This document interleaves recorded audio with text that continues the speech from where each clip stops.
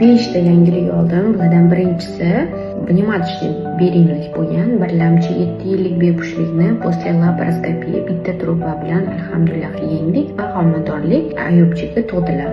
Hozir Xudoga shukr повторно беременность yana Xudo xolisa tug'ruq bilan tugashini tilab qolamiz. Ikkinchi patsientkamiz juda ham сложный patsientka, Mahfuzochka. Bularda birlamchi bepushtlik 8 yil. К сожалению, birinchi marta noto'g'ri diagnostirованный bo'lganligi uchun to'g'ri diagnoz qo'yilmagan va muskul faktorligi aniqlanmagan edi. Hozir alhamdulillah o'sha Toshkentda bo'lib o'tgan ko'rigimda yaxshi diagnostikadan keyin bularda MAR test juda ham высокий положительный chiqqan, 53% adashmasam. Xudoga shukr, mana alhamdulillah eko programma, birinchi programmada homiladorlik. Uchinchi patsientka bu Dildora, O'sh shahridan. Bularda birlamchi bepushtlik 6 yil davomida.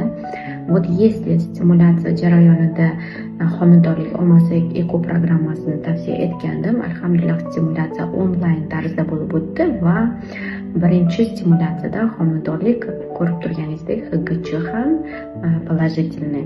Inshaalloh o'z vaqti soati bilan qo'llariga olasiz. To'rtinchi homiladorlik bu patsientkam Diyora. Patsientkam Yujno-Saxalinskdan onlayn konsultatsiya orqali 4 oy davomida homiladorlikka erishdik. Bularga ham sog' salomat o'z vaqtida qo'llariga olishliklarini tilab qolamiz. 5-chi patsientkam bu Qirg'izistondan, Alabuqa rayonidan, o'zim tug'ilib o'sgan rayondan patsientkam. Bularda ikkilamchi bepushtlik va uzoq kutilgan bugun test положительный, bu ham stimulyatsiyadan keyingi homiladorlik.